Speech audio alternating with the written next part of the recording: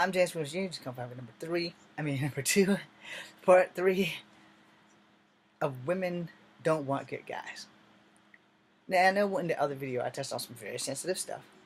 Even mentioned some siblings. I didn't mention them by name. But I'm not famous enough for you guys to know who the hell they are anyway, so it doesn't really matter. I speak the truth, and if you don't like it, well, then you probably should make better decisions in your life that don't bleed over into mine. And the thing is, and I've said this before, I'll say this again. Girls, women, ladies, high dollar prostitutes, y'all don't want good guys. You claim you do, and then you get a good guy, and it's not edgy enough for you, so you want to throw him away and then maybe come back to him later in life, and that's not fair. It's not fair to make someone who loves you wait for you to decide to grow the fuck up and do your own thing, and then have him hanging on the back burner because you know that he loves you, and that means you'll always have a place to go back to once you're used the fuck up. Which again, that's not fair. It's not fair to the guy, and it's not fair to you. If you don't ever want the guy, then you shouldn't be with the guy for more than a sex thing, and you should be upfront and forward with the fucker so that they will know, alright, we just having sex, we just having fun, she doesn't want a relationship, it's not what I'm looking for, I'm moving the fuck on. I'll hit that ass when she calls me, but the second that I find a girl who is serious about being in a relationship, she's cut off. And we'll get that one last rump in, and I'll tell her, look, I found the girl.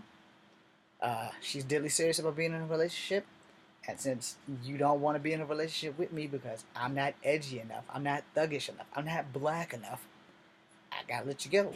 And I said, so I'm gonna erase your number. I will always have feelings for you, but I'm moving on, and I'm not gonna sit here and waste time waiting for you to decide if you want to grow the fuck up.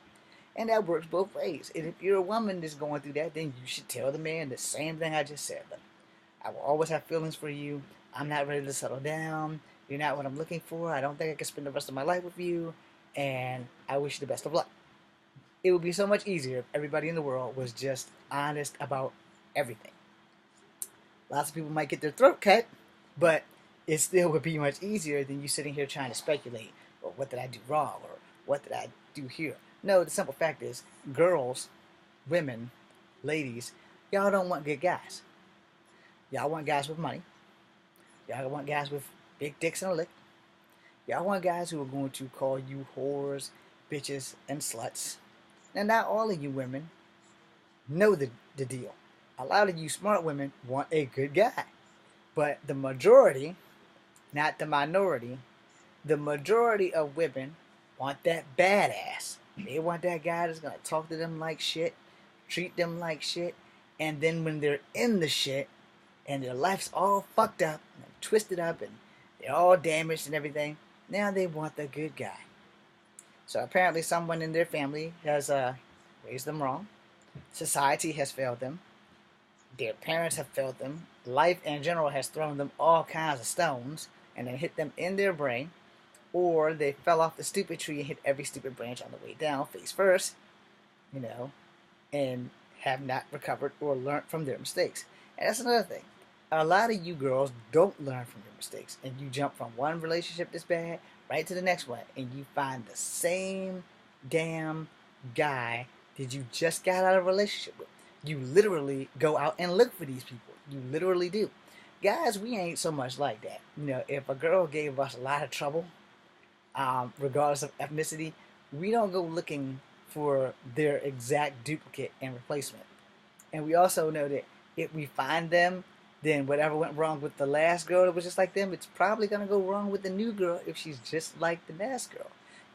When you get into a new relationship, you want someone as far away from what your ex was as possible.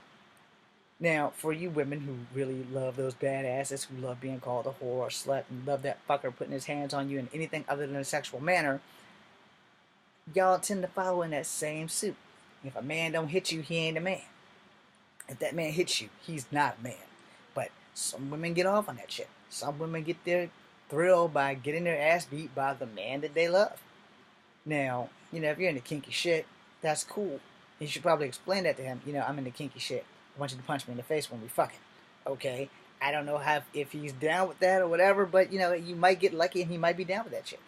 or you might want to join a swingers club or an S&M club or some shit like that. Something that can get her engine revved up or whatever. But you never want to be in a relationship with somebody who's going to treat you like complete and utter dog shit. Of course, if you're into that kind of thing, then more power to you, happy trails.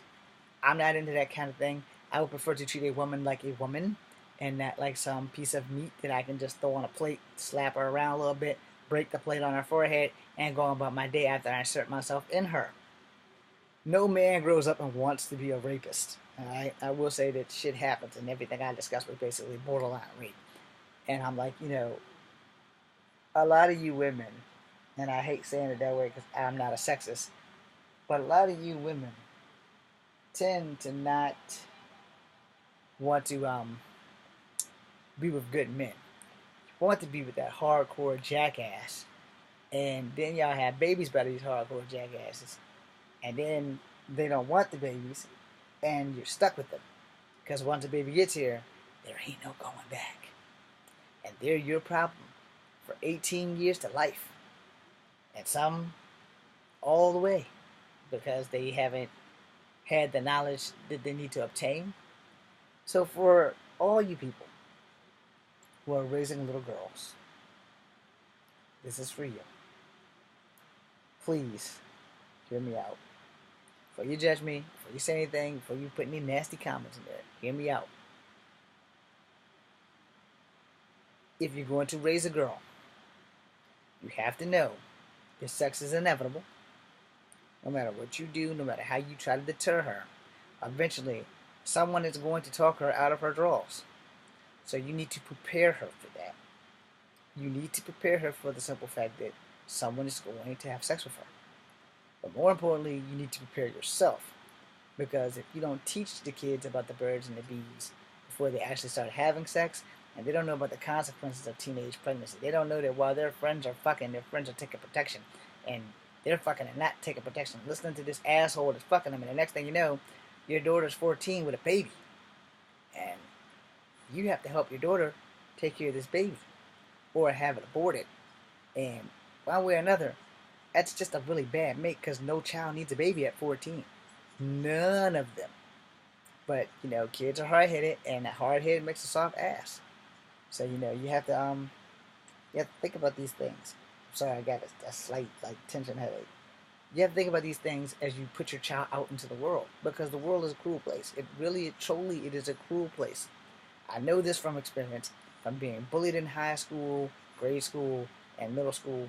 In high school, it was about the pussy that I wasn't getting, and because I had to work all the time. In middle school, it was because of me being short, and in grade school, it was because of my race. So, and then it really transferred to all three of them when I got to middle school and high school. Because about middle school, you get like the 5th and 6th grade. Back in my day, that was by the time you had a girlfriend and y'all were fucking.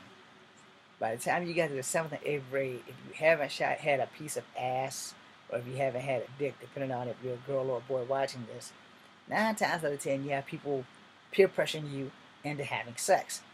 You cannot give in to peer pressure, little kids. You can't. Because peer pressure ruins lives. And if your parent isn't preparing you for that, or if you're the parent and you're not prepared for that because somehow or another you managed to cruise through life in grade school, and middle school, and high school without having a peer pressuring problem, or being bullied, or tricked into sex by your friends, these things happen all the time. Just because you don't see it or you're not aware of it happening doesn't mean that it's not happening. And we have to prepare our kids. We have to. Especially the girls. You have to prepare your girls. You have to. Now, I'm not being gender biased. You have to prepare your boys too. But more importantly, you have to prepare your girls. Because boys that aren't raised to be gentlemen will be the boys that your daughters go after. These hardcore hood rat motherfuckers, or these jocks that, school let them get away with anything, because that's what happened to me. Jocks got away with anything. They could bully me all damn day and no one did anything. So these are the type of guys that your young ladies that you're raising to have poise and grace tend to go after.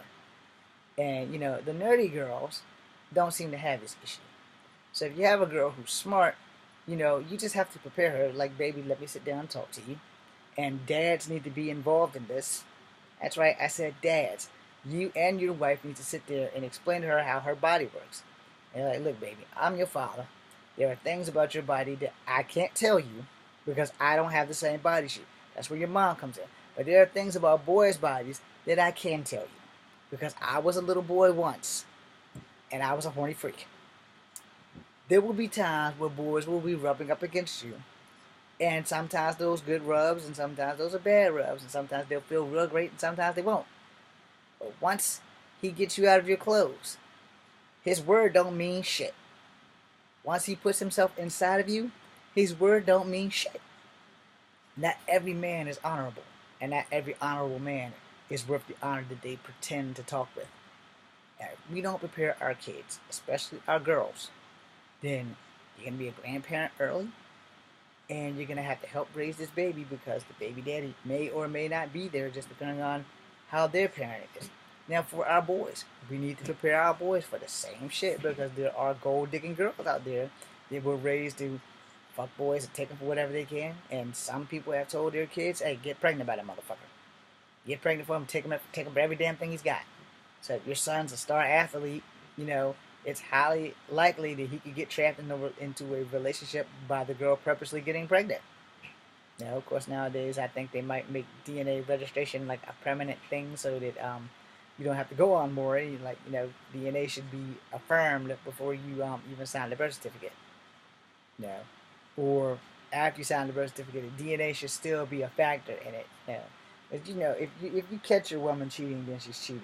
If someone tells you your woman is cheating, she's not cheating until you see it with your own eyes. Now, let me explain that, and then I'm getting off. I'm gonna explain that because a few years back, way before the love of my life left me, I had a girlfriend back in high school. Way back. Maybe it was before high school.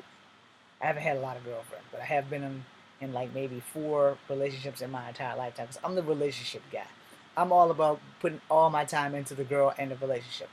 So one of my relationships I had, I don't think people wanted me with her. So they were constantly telling me that she was cheating. Constantly telling me that she was cheating. And I believed it. You know, never saw her doing it. Never seen her so much as hug another person. But I believed it. And I ruined a great thing. Because I assumed that she was cheating. Now, people who are your faulty friends are the ones that will do this to you. So if they don't catch them and have it on video, then technically they're not cheating. Because I'm like this, and I'm going to be honest. If a woman is cheating on you, you ain't going to know it until you catch her with your own eyes. And here's my thing. With my last girlfriend, my fiance that I wanted to marry, I told her from the jump what my intentions was. I also told her that I can't prevent you from cheating on me. But if you're going to cheat on me, be honest about it. And don't get pregnant by somebody else and try to pass that little baby off as mine. Because that shit's not cool. Outside of that, as long as you're honest and straightforward, there's really nothing I can do. Just because I married you doesn't mean I own you. And if you're going to go sleep with somebody else, it's not a damn thing I can do about it other than pray that you don't. And sometimes those prayers don't come true. So, you know, if you're with me, and you're with me. If you're not with me, then you need to let me know. Fell from my pillow. It was annoying. But, you know, if you're not going to be with me, then from the jump, you should say, look, I'm not into having a relationship. We're going to be fuck buddies, and that's that. When I need dick and a lick, I'll call you. And if I'm the same way, you know, if we're not going to be for real, and we're just going to be fuck buddies, well, when you call me, I'll give you this dick and a lick, and I'm going to go and fuck on home. Don't call me for nothing but sex. No, because if that's the only kind of relationship we're going to have, then we need to be forward with each other straight up and down. And if she can't do that, then we got a problem. Because there's a difference between having fuck buddies and catching feelings than just being in a fucking relationship. Relationships take work. Lots of work. And if you're not willing to make that commitment, then you probably shouldn't lead anybody on letting them think that you're going to. So, in closing, women don't want good guys. They really don't. If they did, half the good guy population, which means nerds and comic book freaks and geeks like me, wouldn't be single. No. And all those thug motherfuckers with all these good girls who they damage and then want to come running to us afterwards wouldn't go through that shit in the first place. So, like I said, women don't want good guys. They just want thugs. And they can have them.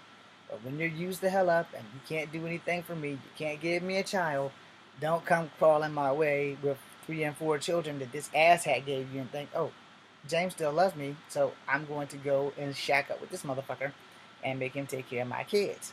That's not fair.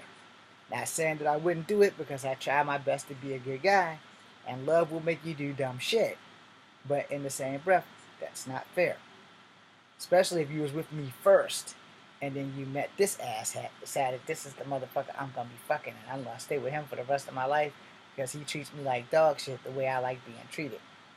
But you know, I gotta give my credit to my father before I get off of here. Because my father taught me how to treat women. I also gotta give my credit to Jim and the Holograms, Flint and Falcon from G.I. Joe because of Jinx and Lady J, and Scarlet and Duke from the cartoon, because they taught me how I'm supposed to treat a woman as a man.